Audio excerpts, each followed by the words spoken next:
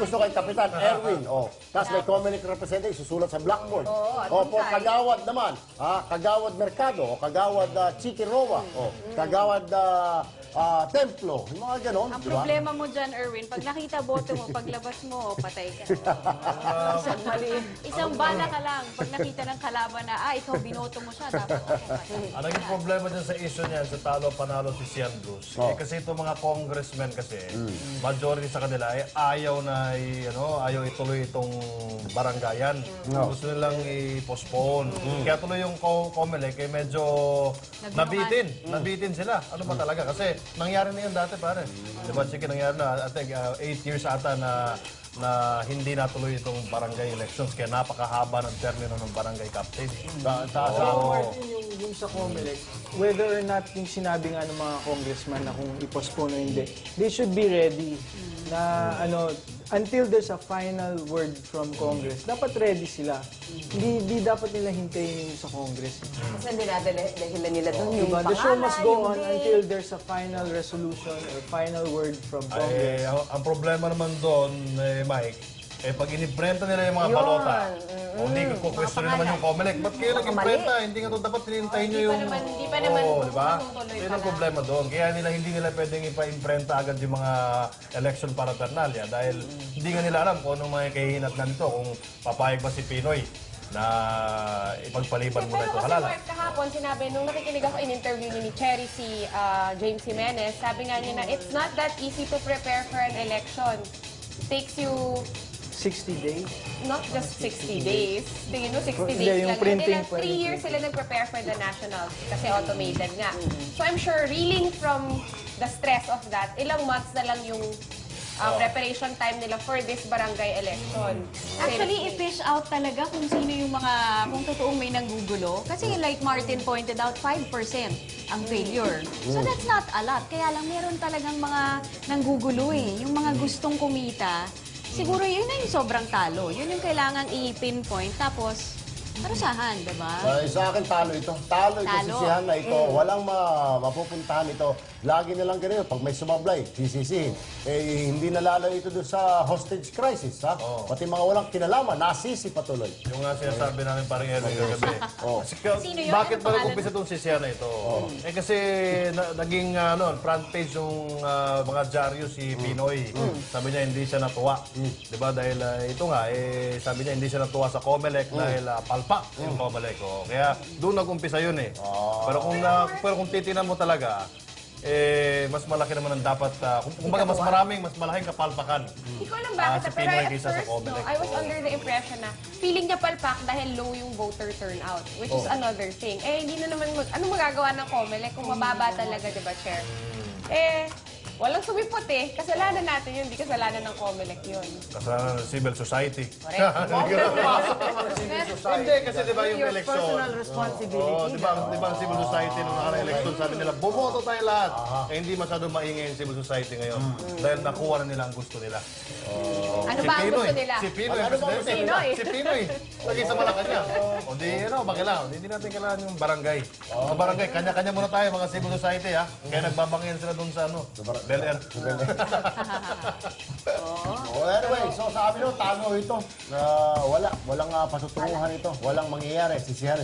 Imbis na. Kaya next time siguro, this should serve as a lesson para sa lahat to, lalo din sa Comelec, na maghanda. Kung hindi ko kayo handa, di sabihin nyo yung Kongreso o Senado na hindi pa kami handa, bigyan nyo pa kami sa 2011 nila yung botohan. Para hindi naman tayo magmukha mga tanga nito. Pati na rin sa Kongreso.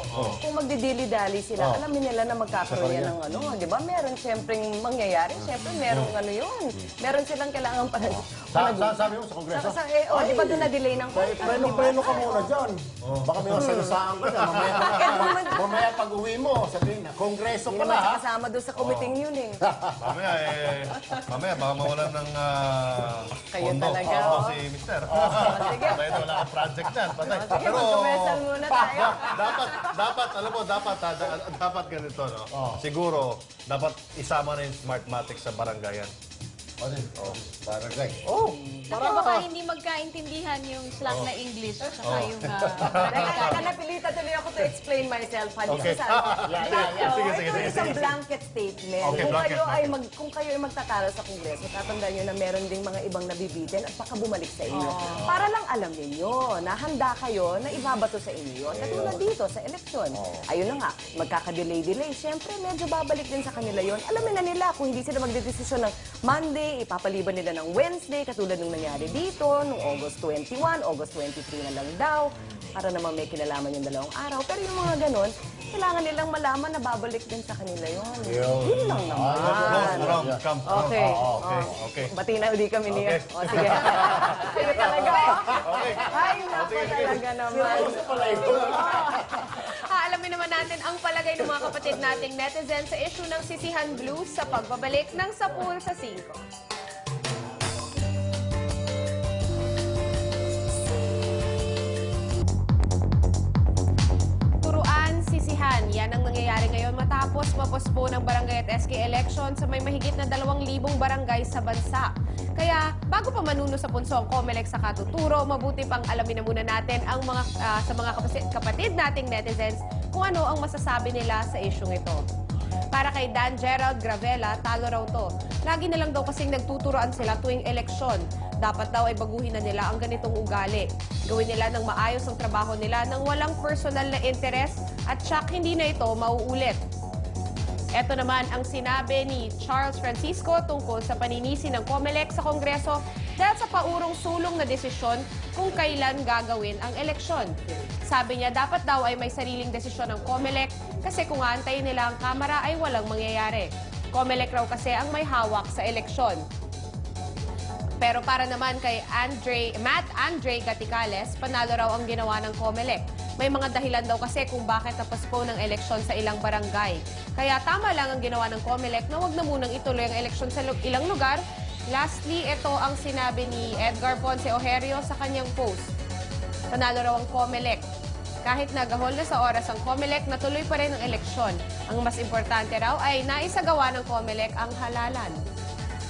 Kung sa bagay, halos 5% lang naman ang may palpak na eleksyon sa ilang barangay. Kaya not bad na rin siguro. Maraming salamat sa lahat ng nagpaabot ng kanilang mga comments. At kung gusto nyo sumali sa aming mga discussions, pwede nyo i-post ang inyong comments sa aming journalismo wall. Pwede nyo rin kaming i-text sa 0921-689-9879. At sa mga kapatid nating maaga pa ay walis at dust pa na ang hawak para sa inyo tong susunod naming report. Alam nyo ba na kung saan tinatambak ang iyong mga basura at kung paano ang wastong pag-dispose sa mga ito? Kasi kung hindi, abay, panoorin nyo ang part 2 ng report ni Martin kaugnay sa topic na yan.